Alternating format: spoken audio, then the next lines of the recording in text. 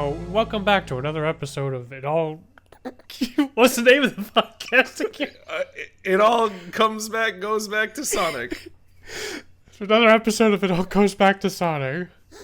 The guy speaking right now, I'm Dorko for you, joined by co-hosts Bob, Harvek, and MegaFire. There is of no consequence. We just happen to be recording on Halloween, so that's neat, I guess. Ooh, spooky Sonic. It's scary because Ken Penders is here. We were both going for the same joke, but I just let you have it.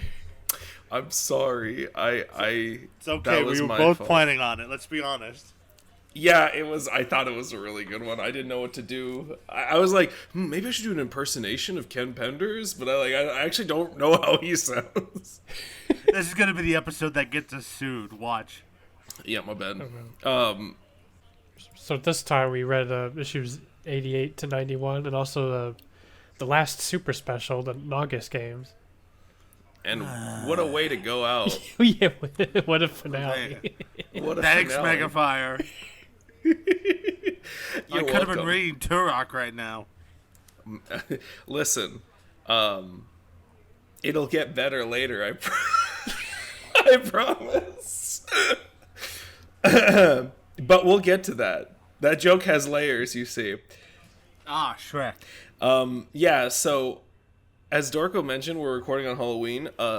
If it's not edited out, you might hear my doorbell or me leaving in the middle of it to give kids candy. So I just want to forewarn that. But otherwise, guys, I'm excited to talk about these because for the first time in a while, I don't think you will bring me down. I'm calling my shots here. Beginning of the episode, no editing magic. I'm calling my shot here. Other than the super special, I'm feeling pretty positive about these issues, and barring Knuckles the Echidna. But you know, the goalpost has been moved back so far at this point. Don't patronize me. I have sacrificed much to get here. Who are you, Norman Osborn?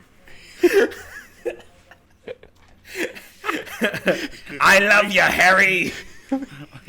Are you gonna start talking to a Green Goblin mask like halfway through this? You know, this is my Joker era. Is coming to terms with the comic that I've loved since I was a kid. We can't. You're gonna make them read the Ken Penders comics. We just start talking about how actually we hate these issues, and MegaFire's just like, you can't do this to me. I can't believe this. No way! I can't believe this. Wait, now you're just turning to Eggman.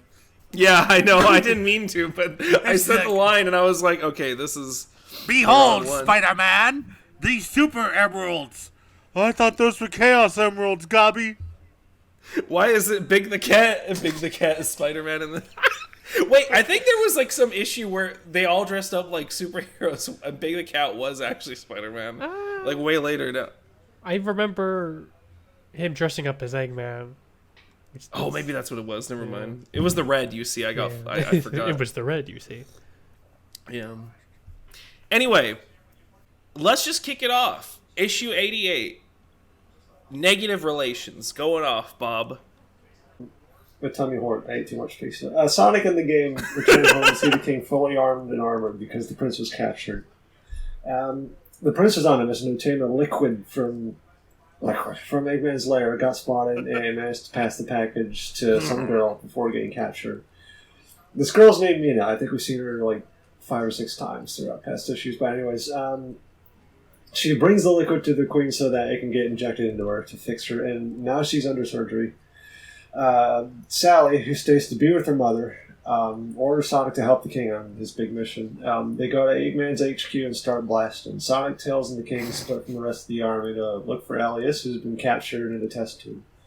Back at Nahol, Antoine, despite his injury, requests some leave so he can make amends with his father, who's roboticized. Do you remember that subplot from forever ago when we met the Rob of the Edge Archer guy? That's him.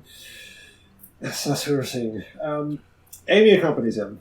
And the fight at Eggman HQ continues as our heroes get into a fight with Chuck Muskie, who has been brainwashed. King Acorn's sword. You glossed over an important fact about why Amy went with him. Because his leg is broken. No, that's not right. No, that's not Solid Snake. What was the important thing? Because Amy's cousins with Rob of the Hedge. Right. Another family connection. We love those in this comic.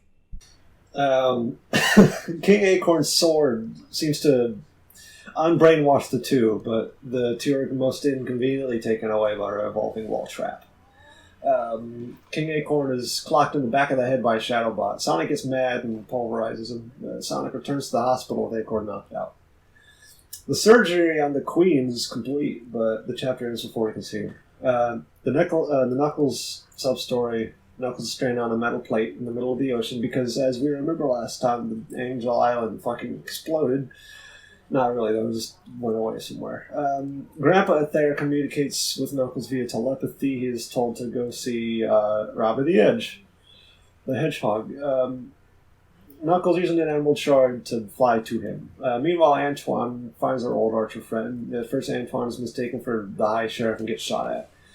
But Amy de-escalates the situation. Knuckles arrives and informs the team so that they can all go to trip to Albion Island to find Knuckles' dadlock. They got mileage out of the treasure sensor, I feel like, with this one. Treasure sensor? Yeah, using the emerald to find where he has to go. I don't know. I always, when I was younger, I always thought that it was because of the treasure sensor from Sonic Adventure. Like, oh, he can use the emerald to seek out what he needs to find, you know, because of the treasure hunting. I wanted to make a point about that being the cousin, because in a normal world, where they didn't need to have convoluted reasons for people to do things, that would be the explanation, is why did Amy go with him? Oh, because his leg was broken and she wanted to. No, she went because Rob of the Hood is her cousin. Like, if your leg's broken, you're probably going to need an escort so you don't get shot at. Oh, Bunny's there too. Yeah. Don't forget that. Before we go on, let me make something really clear for the audience. If you don't understand some of the references we're making, it's probably Metal Gear related. Oh, yeah. The whole chat's been on a Metal Gear kick as of late. So if one of us starts talking like a cowboy and giving mission stuff, that's us just, doing that.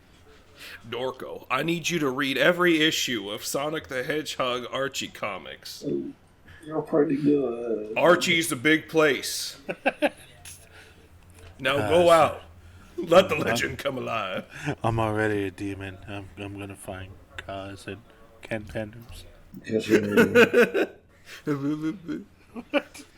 I don't think my recording actually picked up any of my Kiefer Sutherland, so Dorko, please boost that up like 20 times when the time comes. Oh boy. Dorko, in post-production, please dub over MG and then do a Kiefer Sutherland.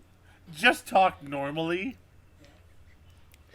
I want to start off by saying I really like, I have probably the most to say in the next first couple issues, but like, I really like this cover a lot. It's one of my favorites. One of the ones that I remember. I know I've mentioned this prior, where I have like some core memory covers.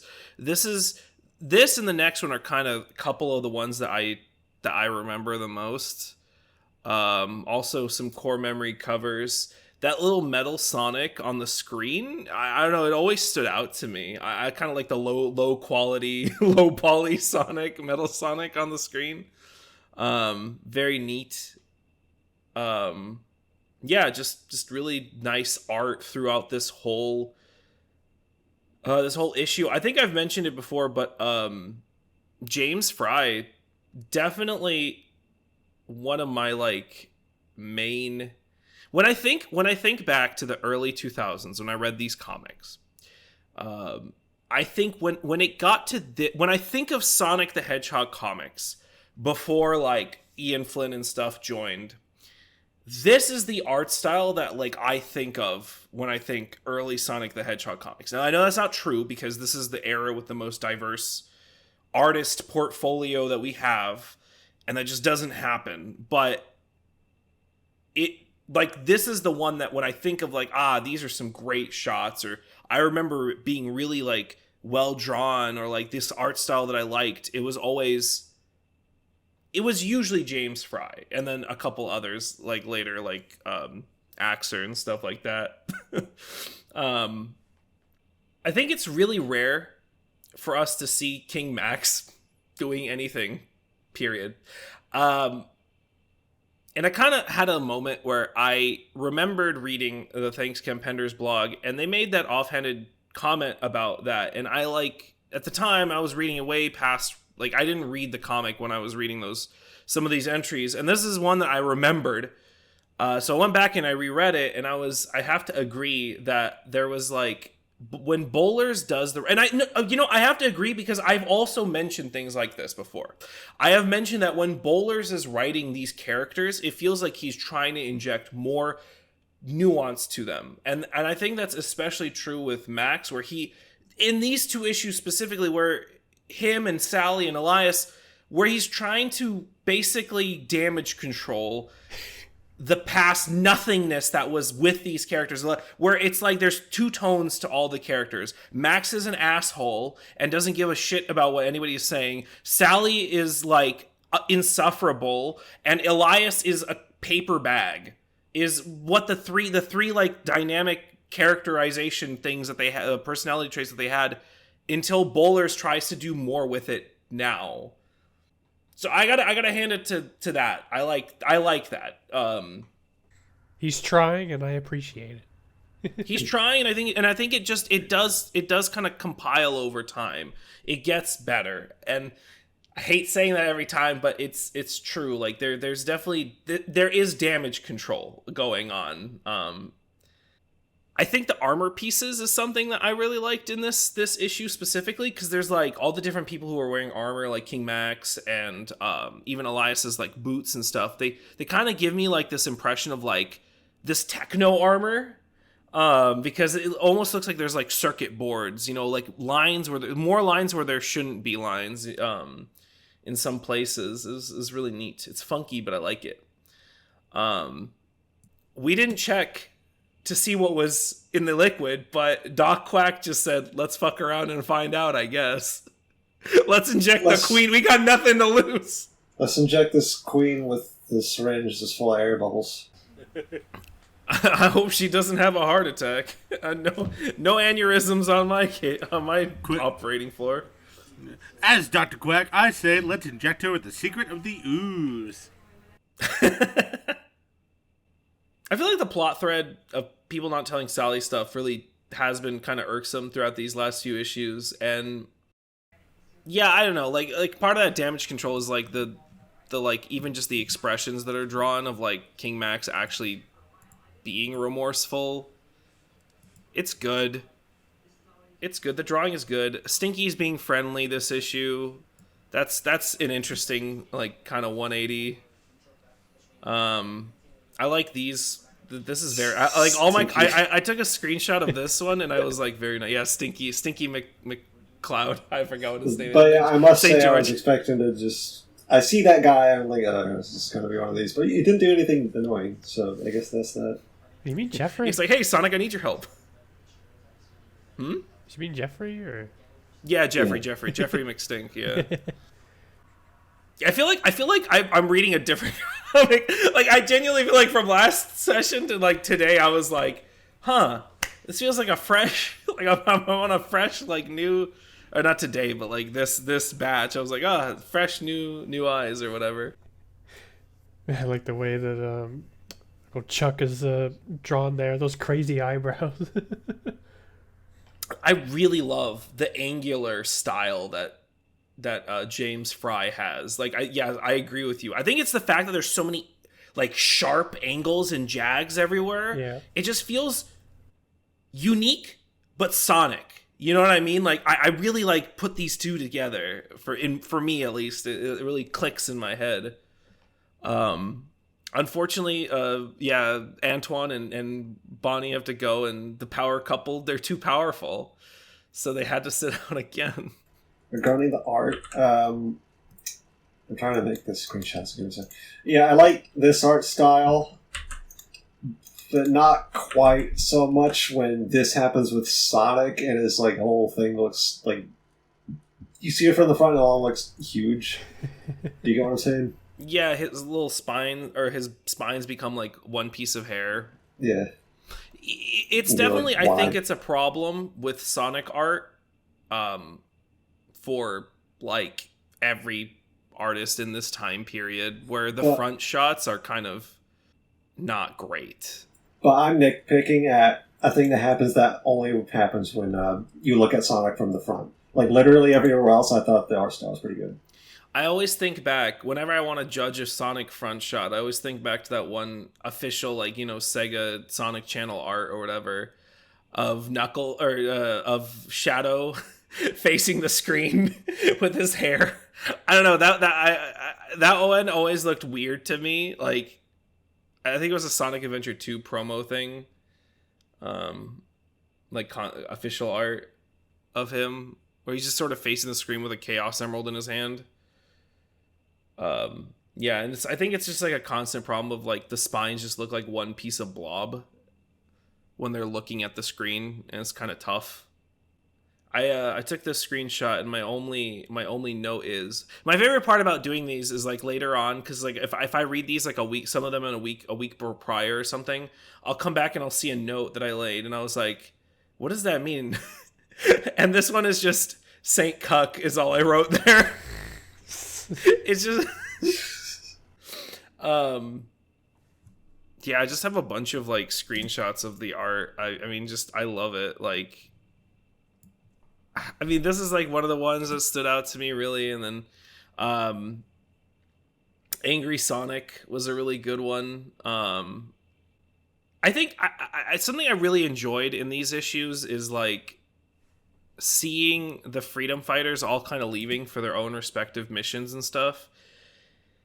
And it's one of those instances where the comic shows and doesn't really explicitly tell, but like seeing everything just sort of happening to Sally at the same time and her like just not being able to deal with it, and like for once not just having an outburst towards people, and just this silent hug with the muted colors with Rosie was really, I think, a really good and rare moment for her to have like emotional expression in this comic without it being written in a really poor and boorish way.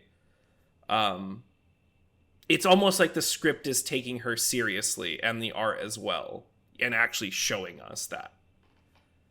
I know it's like a point of contention throughout these like comics or like throughout these issues in this time where, but I think that it kind of goes back to my previous point of like, I think they're, at least I feel like Bowlers is doing better here, and I like it.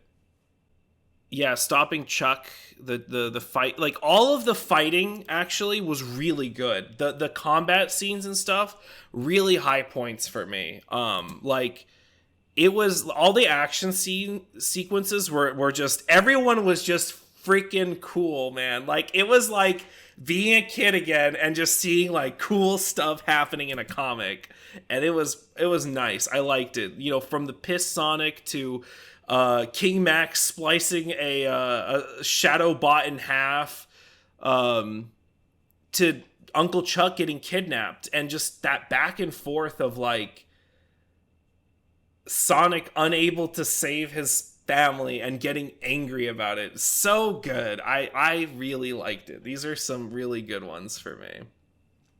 I just really like King Acorn actually doing something. Yeah.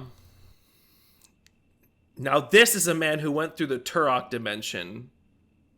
He's heavily armored. Yeah, I mean that's I think I had the most written up about this issue, and then the next one. Did you guys have any thoughts, like anything that like I don't know about this issue that really stood out to you? I suppose all the things have been addressed already, like King Acorn slicing the guy in half.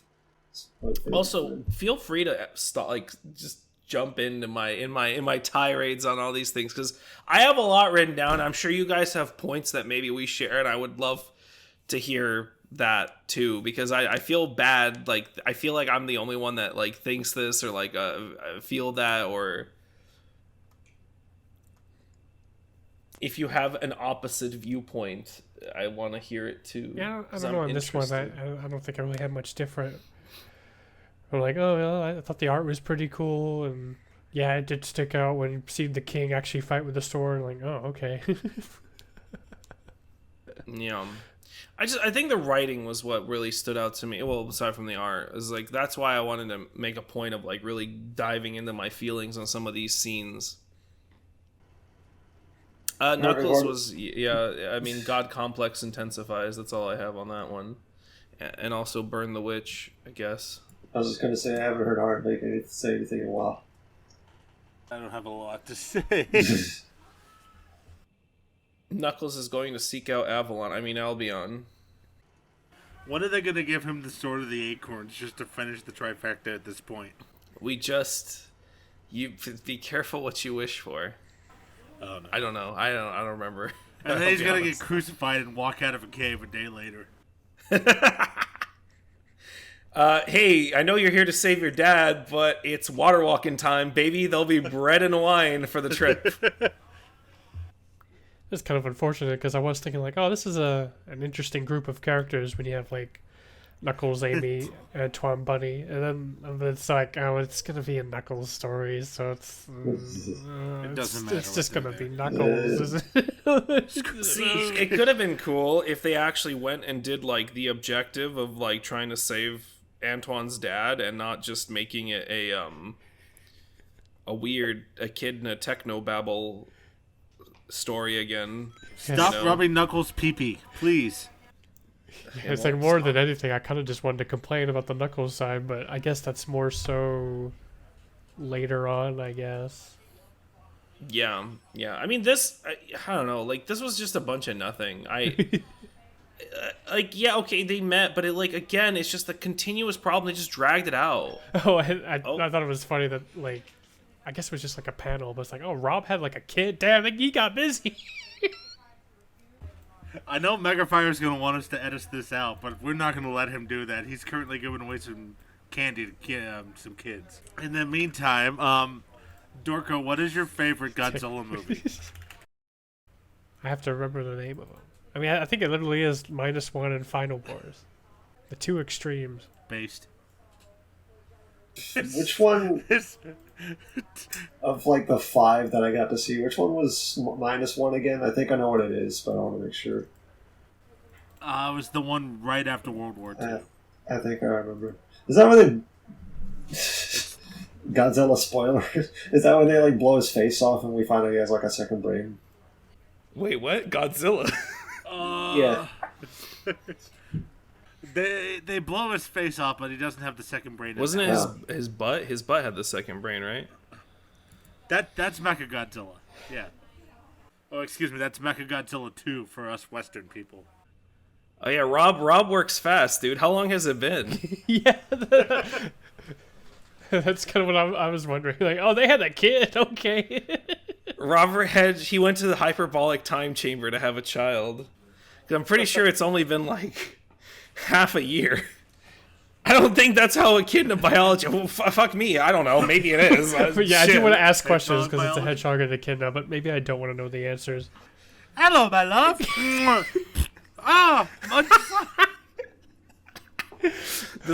We gotta phone up Penders and confirm. Is it the first kiss? Is that how it works? Oi, blimey, a sun The actual fell out. echidna lore is like the storks flying down and deliver echidna babies. Yeah. Mm-hmm.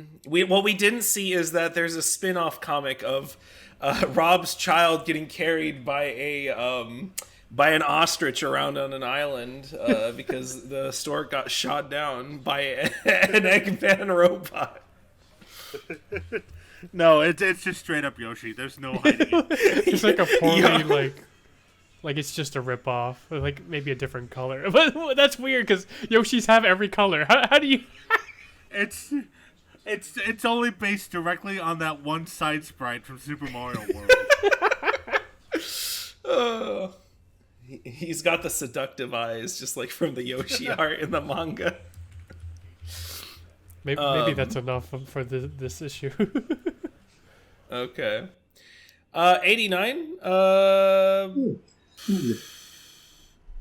Yeah, 89. Yeah, 89. Sally is stressed out. Sonic thinks he let her down, but he feels bad. Elias wants to calm her down, apologizes to Sally for her not knowing about the Queen's condition before going on an adventure. As the two talk, she finds out that while Dad got her, Sonic was able to rescue the prince. 89, right? Yeah. Yeah. Eggman finds out what went down the last issue, and now he wants the sword.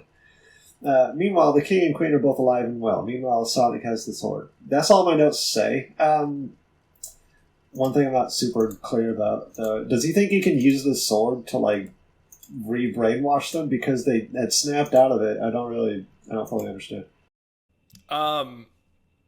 Yeah, so what happened was, I guess he saw on the footage that when Max touched the sword to Uncle and Chuck... then he broke the spell. So he wants the sword back to, like, keep him from doing that again? Yeah, basically. Okay. He's like, well, if that thing can do that, I don't want my enemies to have it. So he was... And in case, dear readers, you forgot, the reason why Eggman was out of his house, he was away messing with our heroes during Sonic Adventure 1. Get the director's cut now on Steam. Anyway, before I forget, I gotta read the Knuckles one. While Team Knuckles row a boat towards the island, the counselor can Galana watches from a computer, because every Echidna society has a spy computer. She greets the gang as they arrive on the shore. While Knuckles is lounging, he is approached by an Echidna named Leonard, who wants to show him the roboticize Antoine's dad. Someone will also have to fill me out why they have him. But anyway, Robo-Dad picks right now to wake up and stir up some problems and light the building on fire. Yeah, when did they get him? I don't remember that part. Because when Knuckles, Sonic, and Rob and Tails saved everybody from the sheriff's, like, castle thing, Yamar were, like, there was a bunch of Echidna slaves there, and they, I guess, took the unconscious sheriff to heaven. I don't know. That's the best that I can remember. Red guy's on the cover again, whose name I always... Right, actually, I wrote a note, because I was like, this time I'm going to say it on the podcast.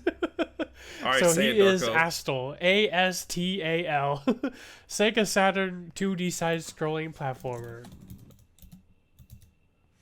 There we go. So, I'm sure we've talked about it before, but that guy just appears on the cover. Yep, sometimes they just draw him on the cover, and it's a cute little thing. I forget when it's supposed to end. At some point, he stops appearing. I don't know if this is the last one or not. I guess we'll be surprised every time. It's like our little Where's Waldo? See who's paying attention. Yeah, I'll be taking strict, like, count. We'll start the podcast and we'll do roll call. Who saw the red man? Who saw Astal? Which guy are we talking about? Is on the cover, right? Yeah. The red dude. Red. He's got red hair. He's like besieged. Yeah. He's like right under the word. Yeah, I did notice that guy. We were just calling him the red guy, and I don't see it red. Except on an like awkward drawing, I guess. What is this, Cappy? Me when I'm in the bathroom, besieged. What the heck is that guy on the left? The green guy. You know, unfortunately, this is another thing where, like, I literally read who that guy is, and I didn't write it down. But I can tell you that he is horribly miscolored. Like, whoever colored this did not know what this character is, so you can't really recognize him. This character looks like just an extra from Brave Little Toast. Gumby? Oh my God, you're kind. I mean, it kind of looks like that. Again, it's miscolored, so yeah, he just kind of looks like Gumby, I guess. It just looks like a living washing machine looks or something. Like a book. What's it supposed to be? I was so confused by this cover. I didn't see any of these guys in here. That's the silly thing about doing these cameos. It's like that's not in the book. What are you doing? Wait a minute. Hold on. Is that Mega Man? Wait. Yeah, that's Mega Man up top. Wait, I did not know. I never noticed that before. What? It's Mega Man. Mega Man. Oh, geez. I didn't, Harv, you didn't notice? I didn't even realize that was like yeah. a person. That's him. Wait, Bob, you saw it? Well, no. Oh. I just happened to be looking up and like, what? I can't. Wait, Mega Man's gonna take a shot at Sonic. Get down, Sonic. We have. This makes the future crossover even funnier. Now knowing that Sonic's been referencing Mega Man for years. Oh man, Pat Spaziante, how did you get away with this one? Well, to be fair, Spaz is a big. Okay, well, I think I found it. It's just like, what is that green thing? It's the protagonist of Super Magnetic Neo for Dreamcast. Super Magnetic Neo in Japanese. And the colorist clearly thought it was Gumby.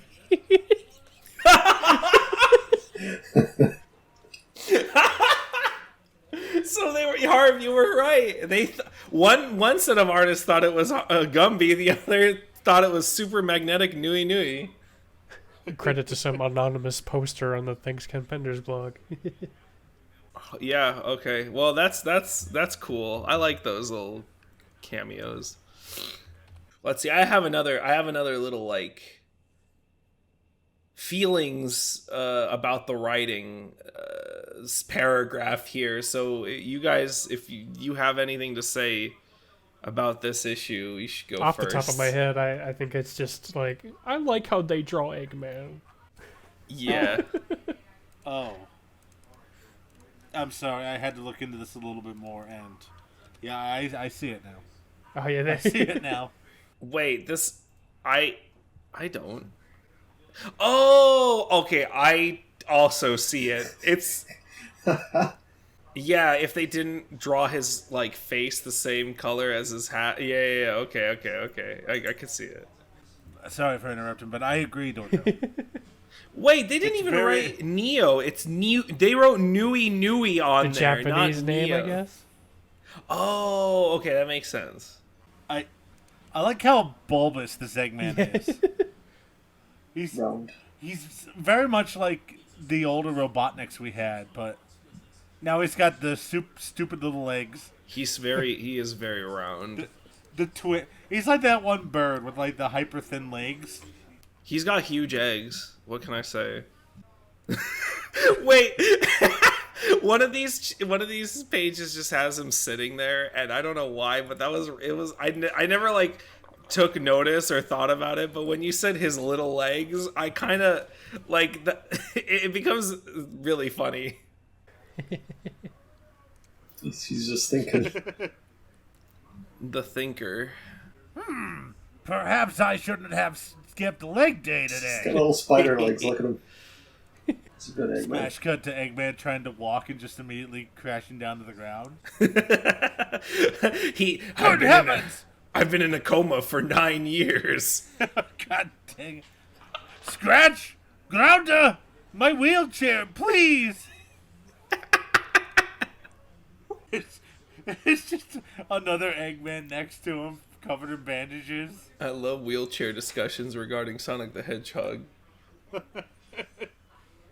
I think Sally has a lot of really good foundational writing. In this one, I mentioned it previously, but like the whole salvaging thing.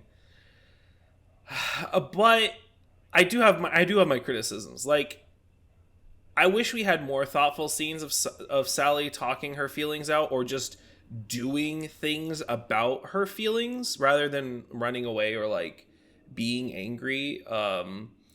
Or like even just a scene like I feel like they forget Nicole exists, where they already used her in like the earlier, like I think it was Mike Gallagher who used, a lot of scenes between Nicole and Sally to sort of tell the reader what was going on in Sally's head, even though like back then the stakes were lower and whatnot. It was still nice. I'm kind of tired of people talking about Sally like a third actor instead of like her being a more of a main focus. I think it's a good storytelling strategy where it's like you have two other people discussing something that one other person did or is feeling, but not always, right? It's good to get everybody up to speed, but it's not great because we don't get Sally's perspective.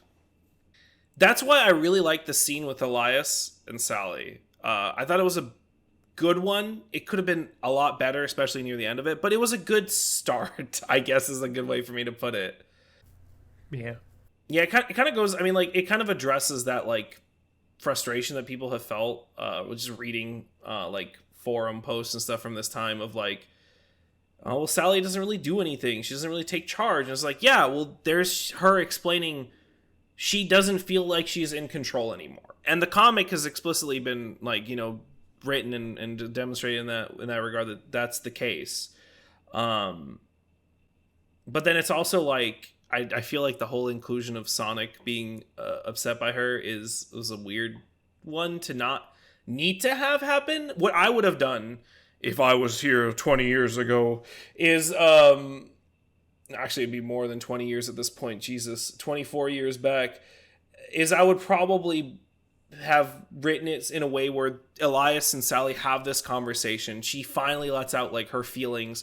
Elias, from a point of being, like, in a place where he can relate somewhat, talk it out with her, and then she can kind of come to her own conclusion, like, I shouldn't have been a dick to Sonic. I should go, talk to him, and then, learn from him that, the reason why he should apologize for what happened to her father, which he did already, but it'd be like, I had to rush to Elias's, he needed my help. He was getting roboticized.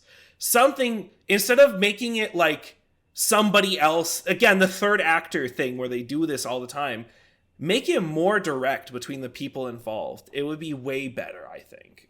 No, I think Sally is just mad that her brother's still alive. You're right.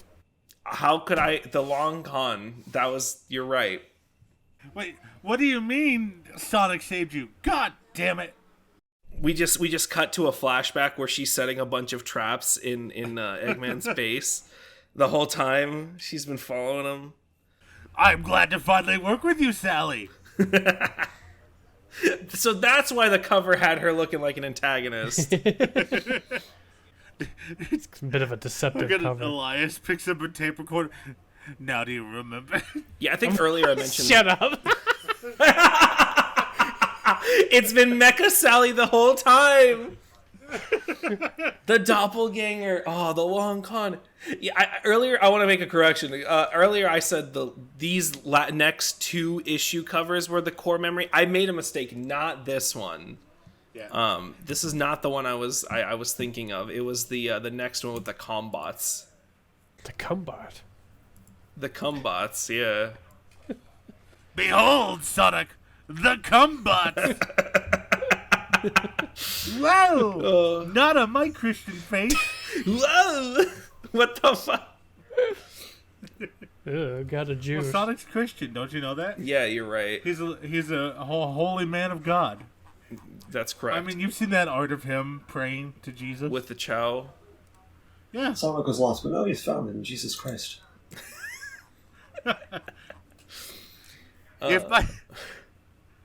If my super speed can't stop you, this holy water will. Eggman, you may kill me in this life, but you're screwed in the next one. I will see all my friends in heaven. You are going straight to hell. Speaking of hell, I took one single screenshot in this whole issue, and it's this one where Sonic is eating chili dogs he's getting served chili dogs by his parents, and he sees the plate, he grabs one of them and he takes a bite, and his mom asks, how is it? How are they? He says they're fine, or they're great, but we get a flashback into Sonic, what he's thinking about in this moment, and it's eating those Uncle Chuck chili dogs before the war even started. And I gotta say, my fucking heart, dude. We can also see General Pepper in his college years over there. Wait, I didn't notice General It all goes back to Star Fox. It just goes back to everything other than Sonic. Just retitle the podcast. It doesn't go back to Sonic. It never went back to Sonic.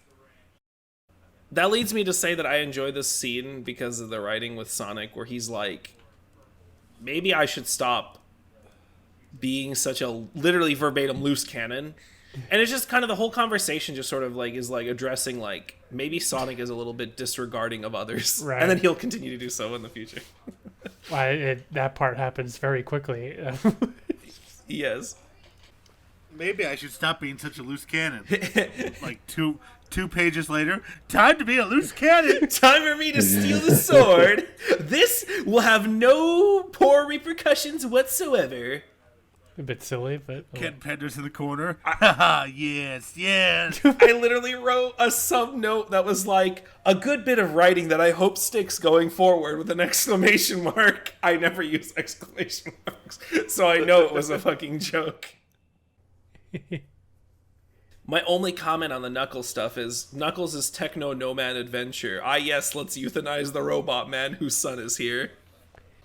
You know, I feel like I almost want to take back what I said before about a previous Knuckles story where, you know, the big thing happens and it's like, oh, the kid in the city got trapped in the whatever dimension, like things are changing.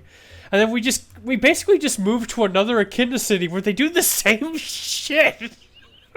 It sucks. Like, oh, It like sucks. I don't think these characters were even like this before. They're like, like, wait, I don't want to write a story about a kid in society unless they're constantly watching people through cameras. I need to live in a totalitarian society where Big Brother is always watching. Big Echidna is always watching. I don't think anything's ever gonna top Knuckles' dad being watched by Archimedes in camera reception. Right.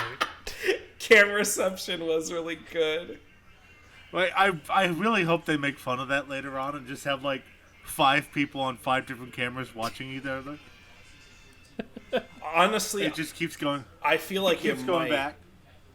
back. Whoa! Let's go, guys.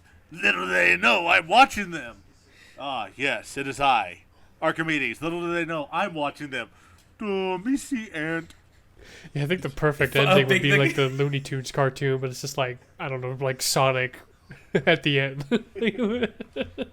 No, it's big. It's Big at the end. Big is the last one. He's the Great Watcher. Yeah, that works. Big is the one drawing the issue. Or- Wait, that's even better.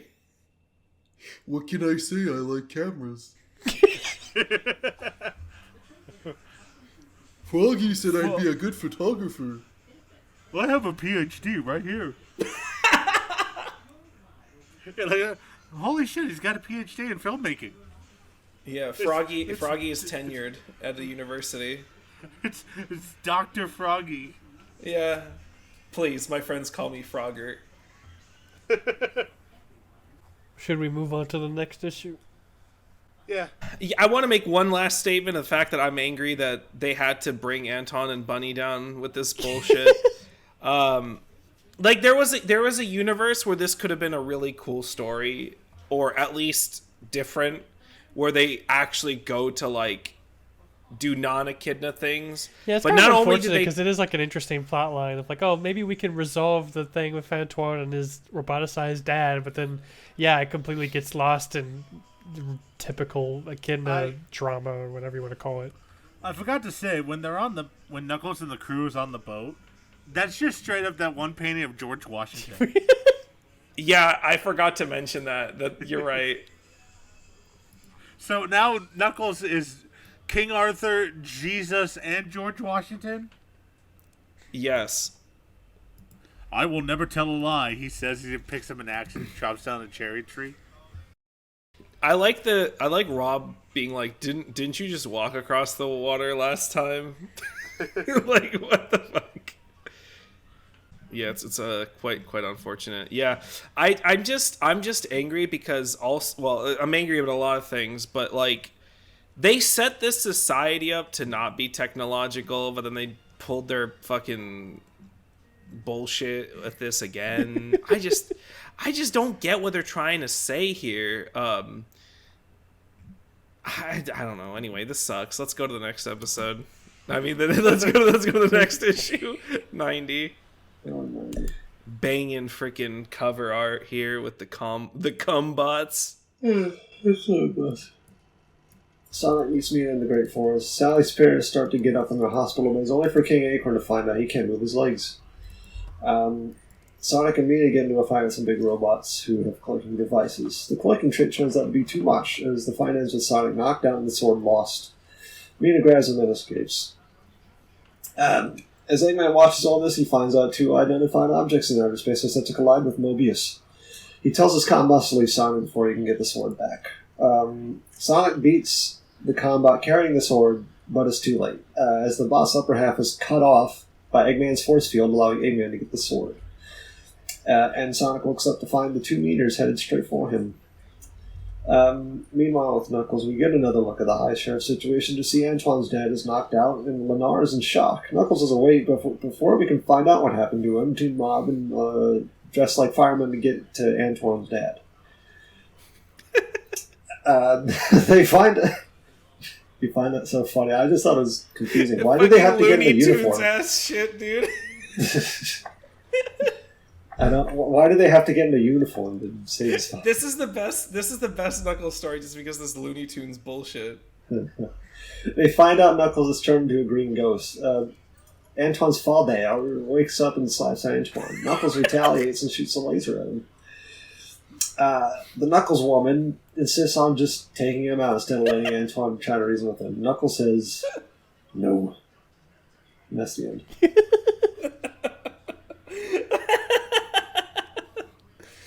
Oh my god. The Knuckles woman. Once again, coolest cover. What if Sonic blew up his legs and had to sit in a wheelchair too? No. No. Should we just talk about this? Sonic and the Black Knight? Power scaling fucking Knuckles even more. Yeah, man, I don't know. Shit's getting dicey, isn't it? I wonder where they're gonna go from here. Yeah, look, I know that Sonic can turn supersonic, but what if Knuckles could do that at will anytime he wanted ever? What if Knuckles was green? You're green with it! Sonic and the Black Knight came early. By the wind. I don't know why, but this is really this line was really funny. A girl, you gotta be kidding me!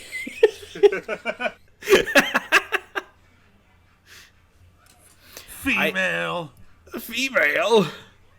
I'm dying. I cannot explain. I wrote multiple times. I'm dying, and I just took screenshots. It doesn't stop. Ron Lim, please. The artist Ron Lim. I'm just. He does have a redeeming feature. His Eggman faces always hit. Female. I can't remember if it was mentioned before, but just something I read on the Thanks Ken Pender's blog is just that apparently it was an editor's idea with Mina Mongoose that the editor wanted Sonic should have a new love interest who can also go super fast. So I guess unfortunately that's Mina's purpose as a character. Not yet. It's something to keep in mind, I guess. But it's something to keep in mind. I did mention this. When Mina was first introduced, I explained where she came from. I didn't mention these parts because I thought it would be a little bit of a spoiler, because I was waiting for this moment. Because I'm just here to tell you, she's a sleeper agent. Her whole existence is literally to ruin Sally. But that doesn't mean that people don't take her and try to make her a good character, because they do. Sometimes. I don't remember. But there's really good stuff that happens. There's already been scenes with her I kind of like her as a character. She's okay. I could see it going like this in the editor's head. Just Whoa, a girl? Wow, she's as fast as me. That's all it takes. Sonic, what are you doing? I found a girl I like. What about Sally? Fuck her. Sally who? That hoe's old news. Sonic, what the fuck's gotten into you, man? I'm way over her. Yeah, you bring that up. It reminds me, we should probably do an episode at some point in the distant future on the Brazilian Mega Man comic. What? How did that remind you? There's this exact. You mentioned that Mina is a sleeper agent. Yes. They introduced a character in that comic series called Princess. And the writer proceeds to have that character start killing off the entire main cast because that writer wanted her to become the main character. Wow. Wow, that's like Ken Penders, except the opposite, where he adds characters to take over the franchise. Whereas Two extreme methods. You can either add or you can subtract. The Brazilian Mega Man comics are wild. Official? They are officially licensed. You have images as Mega Man X in a bathrobe.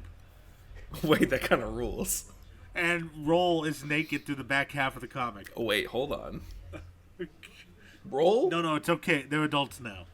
Yeah, well, Mega Man X, but I didn't... all right, I'm not gonna... Well, no. It's a classic Mega Man story, but X is there. But X is there in a bathrobe. I'll see if I can find an image of... Okay, all right, yeah. This will have to do. Let me... Yeah...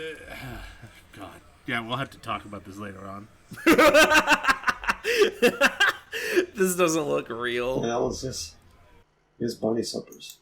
No, it's Mega Man X, see? What did he mean He's by got that? the upgraded helmet. Why does he have glasses on? He doesn't. Those are his eyes. Oh.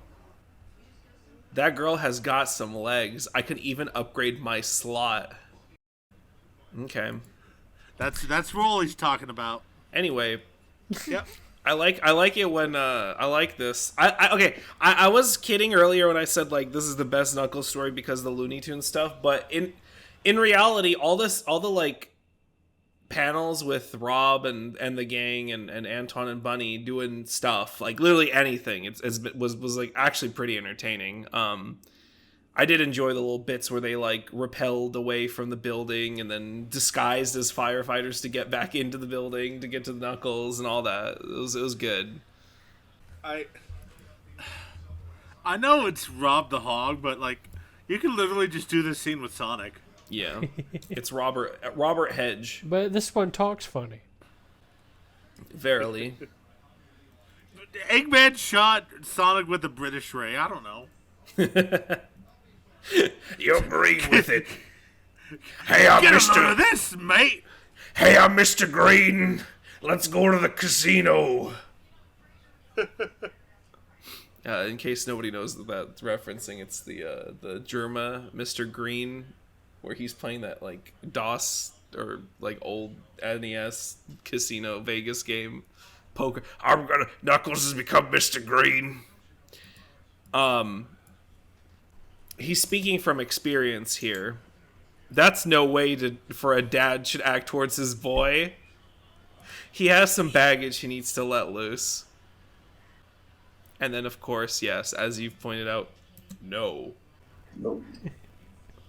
I made a note here about this comic, and the very first thing is I titled it Rockles the Echidna.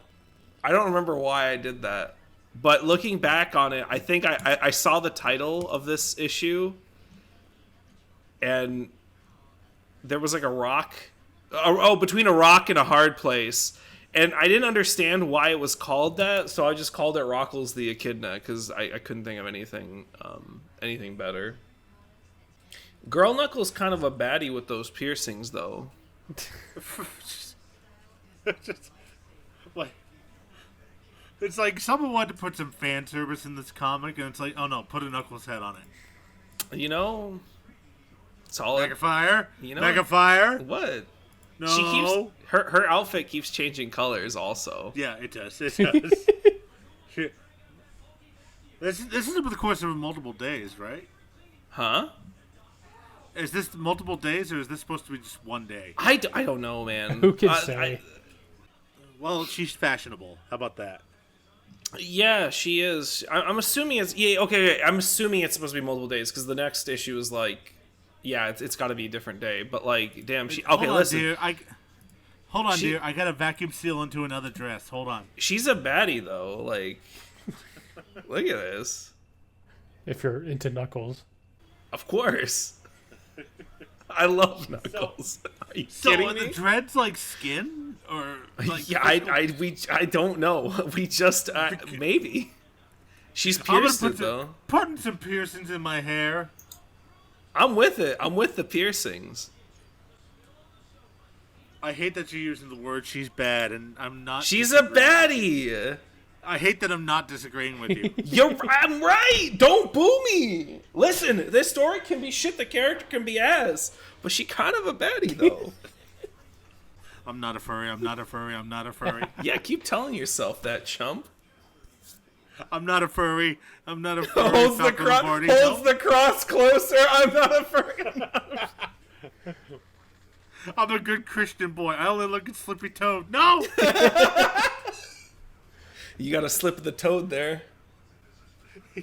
Here comes a big one. Stop. Next issue. Next issue. All right, 91. 91.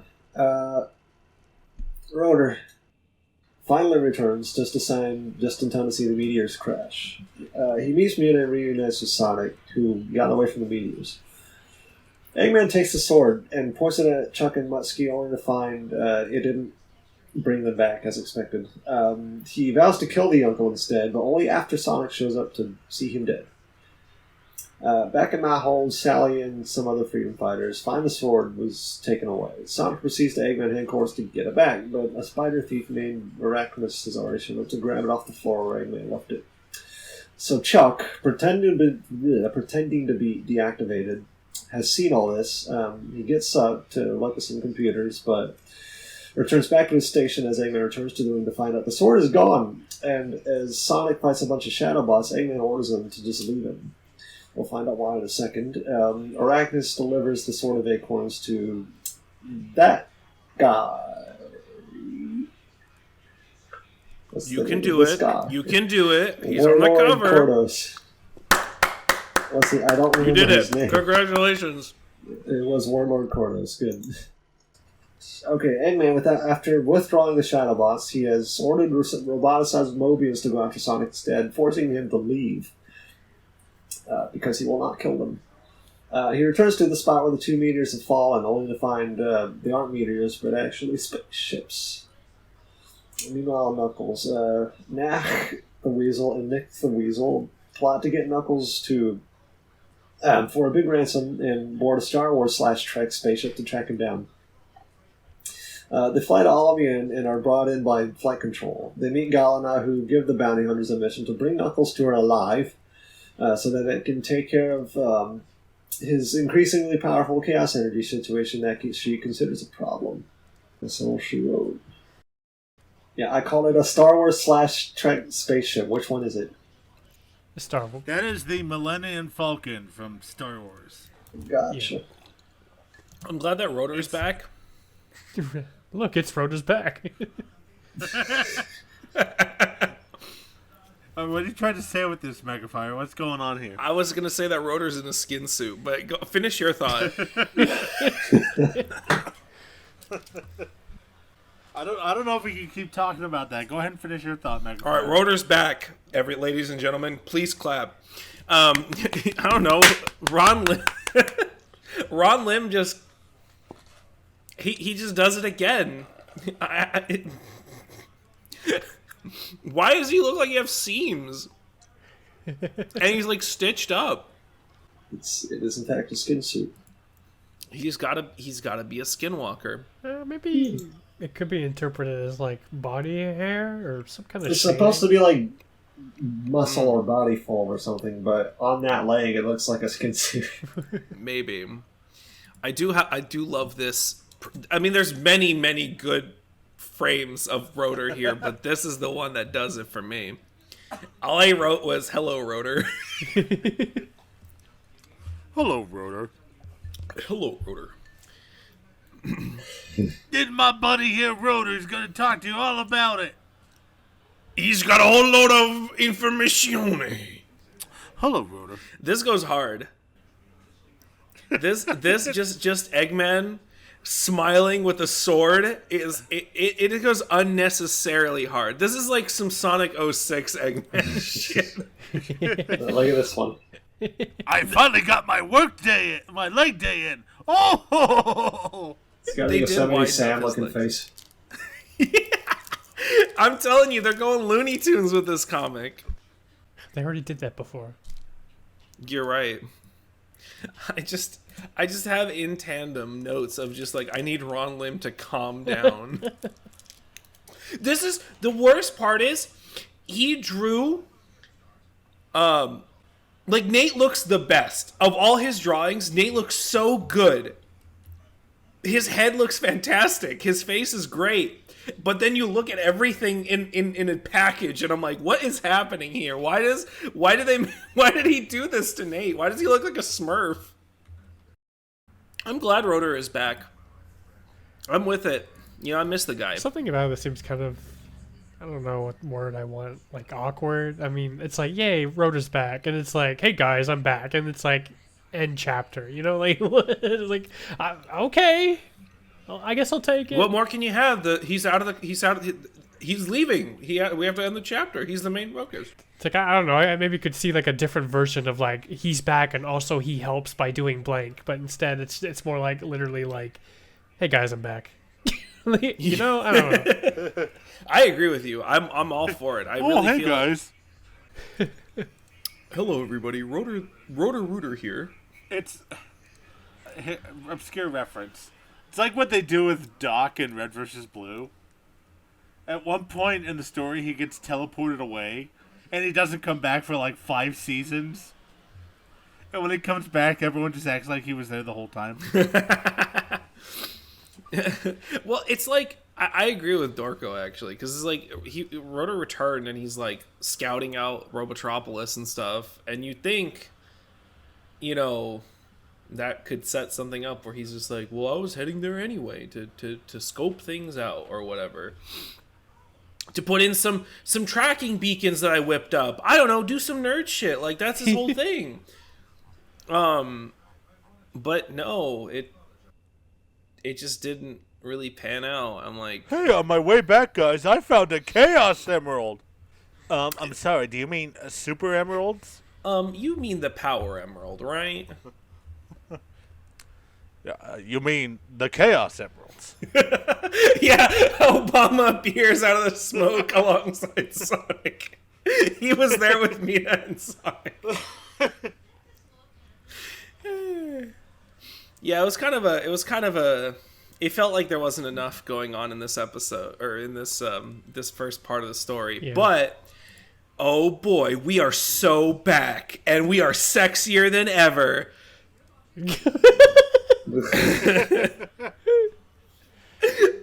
Knack the Weasel pimping with his fox wife. I'm actually speaking of a story where I feel like nothing really happens. Hey guys, isn't Nick looking kind of, you know? It's like, oh, here's Knack and here's Girl Knack, and they fly to the kid to place, and like, we've got a mission for you, okay. And like, It bugs me that Nick is wearing a top but not bottoms. It makes me very uneasy. I don't like it. Listen, she feels comfortable, and that's all that matters. We show respect to women on this podcast. Like, I know Sally Acorn's running around the same way, but the vest feels all right. I mean, the vest doesn't cover anything. Exactly. I don't. It's a double No. standard. I get it. I'm a Harvek, she's wearing misogynist, I a know. belt and a gun. She has her waist slot is equipped. What is this, Rust? You can either have a holster or pants. What do you want? Oh my god, you and I took literally the same screenshot. Oh, I have it cropped more, but This is not even my screenshot. I was just gonna say, I can't believe that Nick used to date Han Yeah, I Solo, was- Orlando Calrissian. Oh yeah, I guess it's one or the other. It's Probably canon. Lan. It's in the wiki. I want it to be Lando, just for the funny image. Actually, is it in the wiki? What issue was this? Hey, 21? Nick, you old pirate. What are you doing with my strip? Come back. Oh, damn it. That's the second one this week. Let's see if there's any like trivia. I'm running out of YT freighters. I better buy a big mining facility on a gas planet. I see no problems there. I should submit a point because right now all it says is that Bounty 1 is extremely similar to the Millennium Falcon, and I should submit an extra thing on there that just says, it is implied that Nick the Weasel used to date Lando Calrissian or Han Solo. Or Rey Skywalker. No, this didn't happen yet. Well, we don't know when this takes Shut up. Why, That didn't have that whole sequel series didn't happen actually. why did the Echidnas hire Knack and Nick? To kill Knuckles. But why? I mean, sorry, to bring Knuckles back. but why?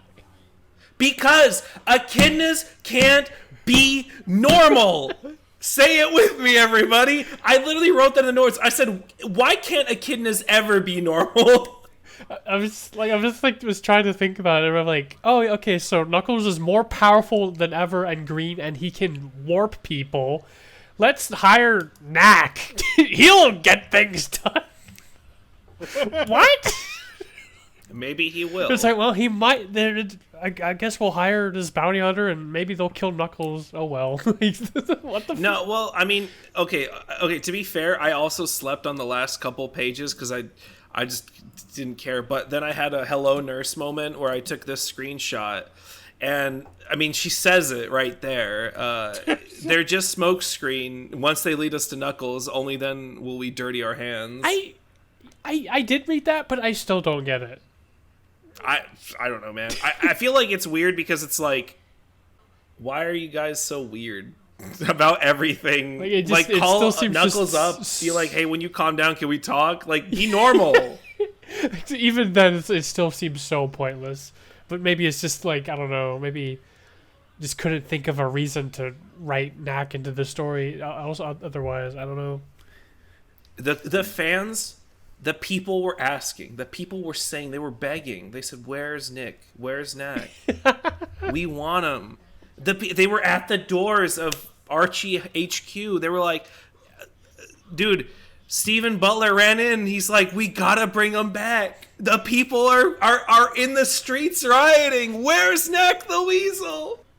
Also, I don't like the part where it says next, the big cat and mouse. You have to be more specific, so you have a character named Big the Cat. You better be clear with me here. It's the big No, it's big cat. It's big. It's gonna be Big himself, and he gets the sword of acorns. Big is the only one that can fight Knuckles at this point. It's like Kung Fu Panda. Knuckles tries to punch and it just bounces off. Bounces off in a perfect way and perfectly angles his fist right back at his face. Oh man, what a mess. Can we talk about the super special? I guess. I see we're all excited and given this one. Sonic returns to the Snow Mountain to pay his respects to Eddie, the cyborg that saved Sonic and friends when they got in a fight with Nexus Naugus. As he lays a rose on his grave, the hologram below Sonic crumbles and sends him falling into a pitch-black cave.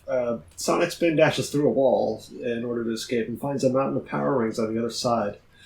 Sonic reaches his hand out to make a wish to get out of the cave, but somehow Ixis emerges.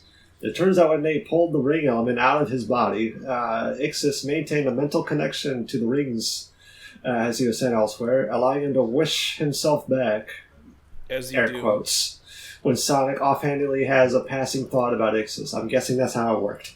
Anyway, Sonic is too quick for his fireballs, so Ixis summons a big a snowstorm and blinds Sonic. The struggle continues for several pages, during which we can see nothing.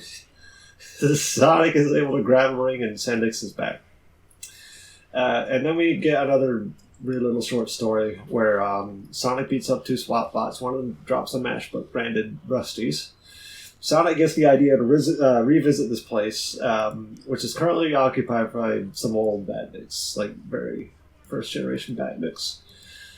Suddenly a SWAT bot starts performing a dance on stage. A different SWAT bot grabs her and slams her to the ground. Her helmet pops off and she's revealed to be Bunny all along. With the disguise drop and the plan revealed to set everyone else up, Sonic and Bunny beat everybody up.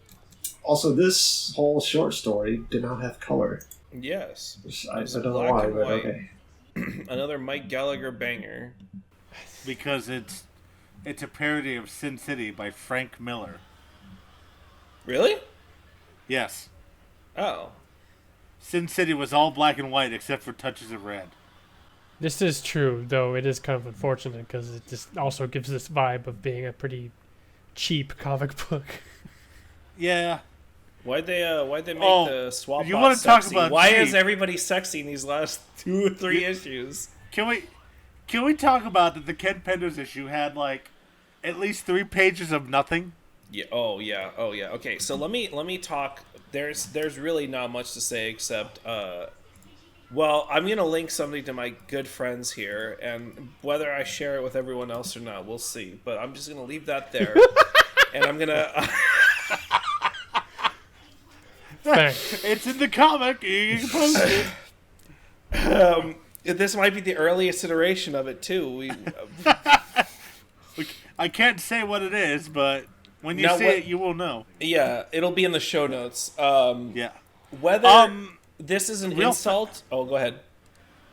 There is a typo in the Spin City issue. Oh, It yeah. is on, it's on the final page, 8 of the issue, or of that story. Uh-huh. Sonic says, "It's over." Then again, one of Robotnik's oldest trucks. Keep going. That's right, Sonic. Behold, the 2001 F-150. One of Robotnik's oldest trucks, a cumbot.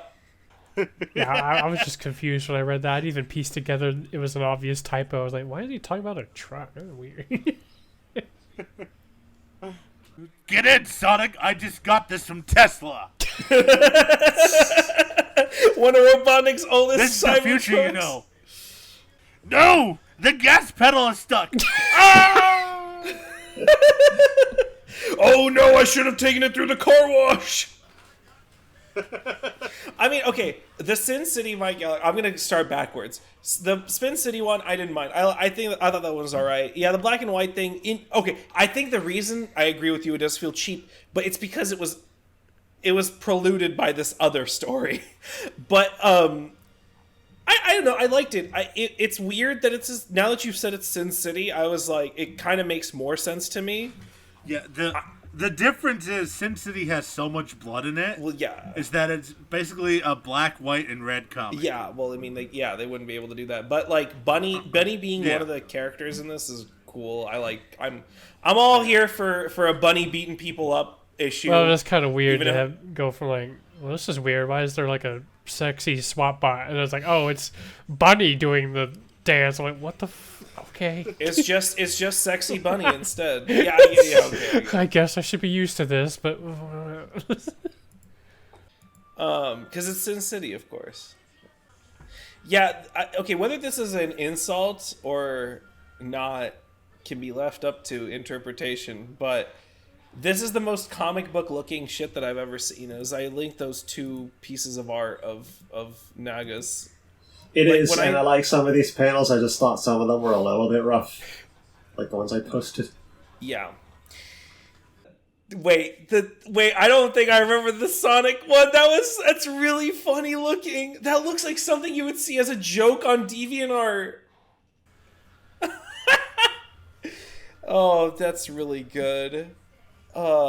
We didn't want to draw today. Was my note. With the snowstorm. There wasn't even a proper credit for whoever drew this. It's just it just said like many hands. Yeah, we gave it to the kids at home to draw. Ken wanted his kids involved again. So, fun fact about this one, and this is something I did know, but I didn't think about why I didn't tell you last time until I okay, so everybody hated this. This issue was never reprinted ever again because of how bad the art was. Now, fun fact, I happen to be the owner of one of those original prints. What a trophy. I'll take it as a win because it's still part of this collection and has never been printed again. And it's also the only Sonic Super Special that I own, unfortunately, which isn't great. And I only got it for like $8 because Grandma and Grandpa at the secondhand comic store didn't know what the fuck they were sitting on. I don't know if it's actually worth anything. I haven't checked. I think it was actually worth $9, the suckers. Those idiots, $10.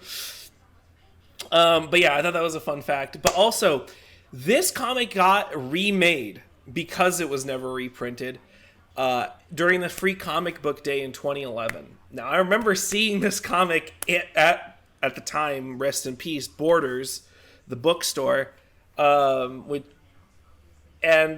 it had this Naugus game story redrawn and I think rewritten as well. Yeah. And what really sucks is this is the last time we're seeing Naugus. Yeah. Like, not only is this what the Super Special ends on, but this is also the last time we see Naugus for a very long time. Yep.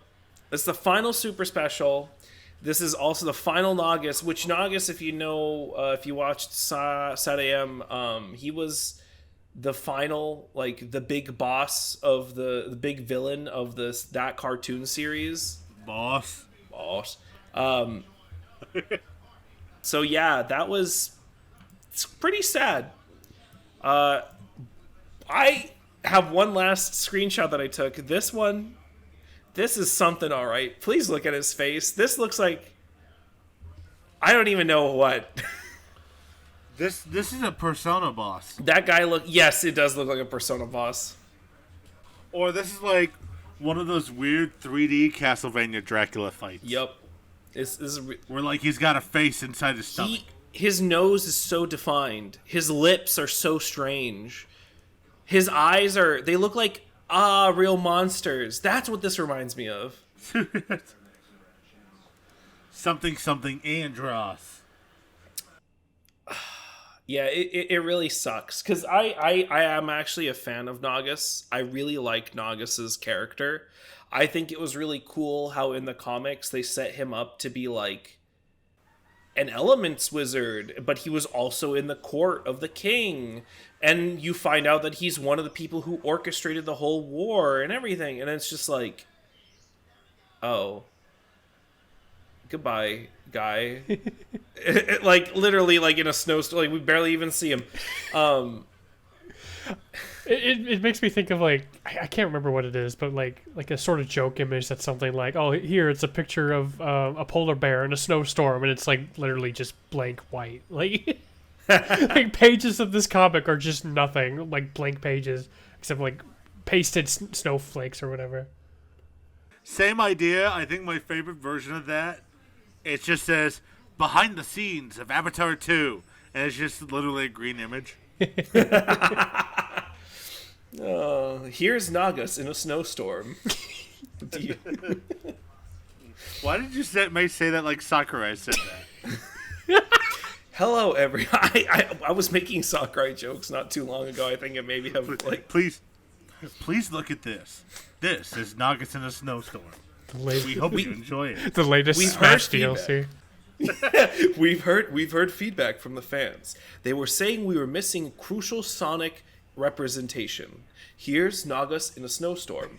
We hope you enjoy. It's just a white screen, and then there's like Ridley in the corners, the other opponent. It's Ridley, but it's drawn like the way that Sonic was, like all blurry and in circles. I'm in a snowstorm! Yeah. It's really sad, especially because this is the man behind the freaking Turok.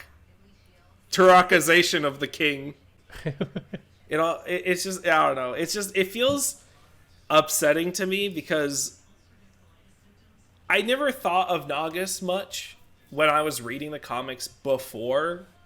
And this is one of those the shifts that I felt since doing this show with you guys, where it's like having the chance to talk it out with you, hearing what you have to say, and then like me kind of really taking my time with reading it and realizing I actually kind of dug Naugus. I liked him. His design was really unique. He was really kind of a fun like villain, very like whimsical, to contrast the Eggman Robotnik, like very, our familiar I guess Eggman-y villainous feeling. It was nice. I liked him, and it's just kind of sucks to see him go like this, because when I started this issue, I was like, all right, great. My first thought is, why was he allowed to write the Naugus games? It was kind of surprising. I was like, wait, he's actually like willingly writing about characters that are not his own? Like, whoa. Yeah. And the worst part is, like, this could have been cool. Like, I mean, tying into, like, Eddie, Sonic thinking back on Eddie and what he did to save them and all that stuff was nice. Well, since for me, there's not very much reason to be scared of spoilers. I read, like, the redone version written by Ian Flynn. I was like, oh, he really took this and transformed it into a good story. I'm like... Damn, he's good. Yeah. So the reason why I was going to just tell people to, like, I remember my thought train. I was like, okay, well, Naugus games, but we'll read the 2011 version. And then I was like, no, there's a lot of spoilers in that issue. There are. Like, and that's because they're like, the way it's set up is like, oh, let me take a moment during these current events to have a flashback to Naugus. And that was the in-story reason for revisiting this story again. Mm-hmm. And there's also like advertisements for the current story arcs and stuff happening. So I was like, this is not a great idea. And also, I think it'll be more fun if when we get back there, I'll maybe like assign as a bonus homework to just come back and gloss over this original one and then also read 2011's version, and we'll have a conversation about that. I forgot to do a shout out. I linked it earlier, but shout outs to Eva Ricart from Barcelona, Spain, for this amazing piece of fan art that they submitted in issue 91. Is very, very cute. That is a really good one. Yeah. I mean, that's all I had. I genuinely, I thought this batch of issues was pretty good. Not the Knuckles story stuff, obviously. The Sonic stuff was really good. I'm really enjoying where the story is going. I'm excited to see you guys continue this down with me and see what happens next. I'll be honest, there's some stinkers ahead, but I'm actually really excited for it to see like you guys' reactions to some of it. I'm glad that's what you're excited for. Yeah, dude. Oh yeah, we're about to read some shit. Let's go! Woohoo! Yahoo! Clicks my heels together, jumps in the air. Oh, dear listeners, God help us. There is no God. There's only Chaos Knuckles. No, there is God, and Sonic believes in him. Our Father who art in heaven.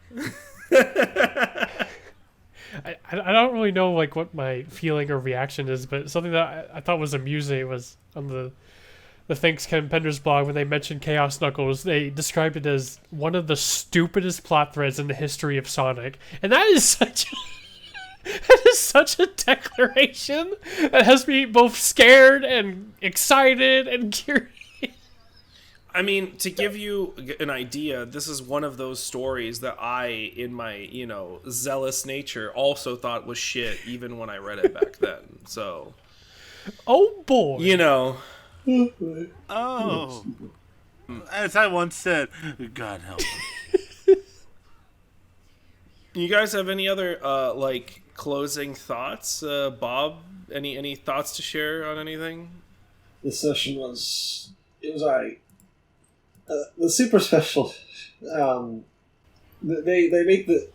I'm a little late because we already got done with our Nixus talk, but I remember I probably said like 5 times about how when I found out about this comic, it was through the Sonic Mega Collection. They show you all the covers of these comics, and you would see this guy and in a lot of the covers. So I thought they were setting this guy up to be this like second big bag, and I guess they were, but he just sort of ended.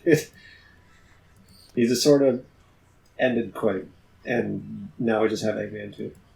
I think it was like alright. I just thought his charisma coming right off of Robotnik left a lot to be desired. It's just hard to match up to Eggman, I guess. Yeah. That's fair. But while he was on, he was alright. I think he was alright. That's all I have to say about. What was it? Yeah, I was talking about the special. It was just art was it was going for some kind of like cold comic book look, but there were too many rough panels. And then there were just panels. There are too many rough draw panels. Anything at all. Yeah, there are too many rough panels, and then there are no panels. There are no panels. But this session was like, okay, it was alright. That's all I have to spitball, I think. Harv, any closing thoughts? Closing thoughts.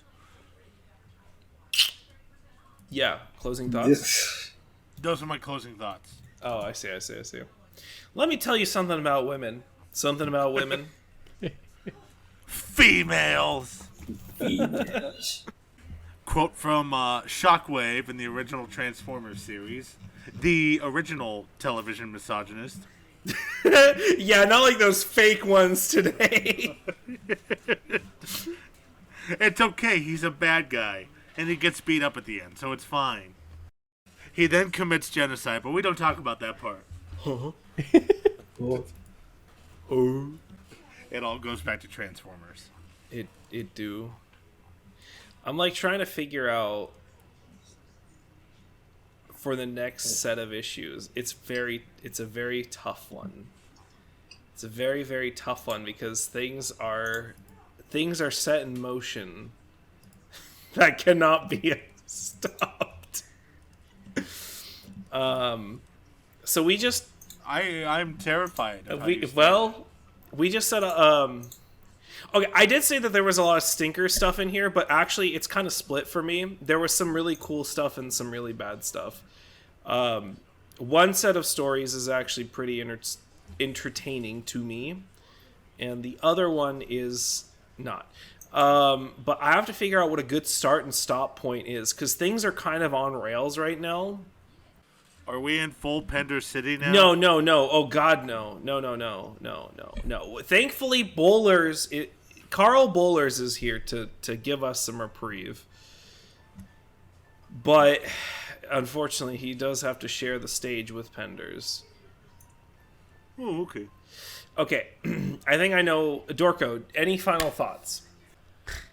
I'm kind of stuck on whether or not I want to remind you of something or not. You should remind me. I think we still skipped a super special and we still haven't gone back to it. I think we're done with the super I mean, I guess specials. whatever. We could. No, I should. Oh, God, that one is so fucking nothing. But maybe, you know what? Last time I said that, I was proven, like, I was blown out of the water because you guys we still loved have a billion comment. I guess we don't. I don't know. It's like I kind of want to read it, but I'm also like, I don't know, man. Do you remember which issue one it did we not do? It might have been 12. Yeah, it was 12. It was 12. It was Turnabout Yes, it was. That's Heroes. the one. Okay, here's the deal then. Yeah, okay. Okay, yeah, we never mind. I take it back. I know that I've mixed that one up with a different one that we did read. And all right, I got it. We are going to read next issues 92 to until 95. 92 to 95, and then Sonic Super Special number 12. So I'll write that down for us. But yes, everybody who's listening, that's what we're gonna be tackling next time. Sonic the Hedgehog 92 to 95, and then Sonic Super Special number 12, Turnabout Heroes. We're done with the super specials. 12 steps out of the shadows. This one should be entertaining. I think. Cool. This is going to be a Akuma fight, isn't it? It could be. I hate that you didn't disagree with me. I don't remember. So I cannot agree nor disagree. But all I can say is that I'm very excited for the issues after this batch because there's one single Sonic that really that fucking rules. Well, I better go start my training arc. I gotta go start lifting weights at the library. After this, we're just reading straight issues. Like, we're done after this 12. It's just Sonic the Hedgehog until we get to, I believe, issue like 170 something, and that's when they start doing like the free comic book day stuff. So we'll have to weave those in. Oh boy! And we're not reading Sonic X. Yeah, we're not reading Sonic X. I guess that's something we could always go back to if we want to. If we want to, I mean. It's not like they're bad, but they really don't have anything to do with the Archie Sonic stuff. Yeah, we have like enough to read anyway. Exactly. Like they quite literally have. It may as well just be like they wrote extra episodes for the cartoon. That's what they are. They're kind of nonsense, like very Mike Gallagher episode of the week type deal. Okay, well that's it, everybody. That's the show. Happy Halloween! Go trick or treat. You're not gonna hear this on Halloween, but so don't go out and trick or treat unless you want to. I can't stop you. Well, these guys on the podcast told me to go trick or treating. Well, if you say so. All right, everyone. Well, thanks for listening. A big ho ho ho ho to all of you. Yeah, Merry Christmas, everyone, and a happy new Halloween. Happy Valentine's Day. Happy 4th of July. Yeah, with my upload schedule, fucking see you on St. Patrick's Day. Join us in our next episode for our commentary on Independence Day. All right, that's it. Get out of here. Bye. Bye.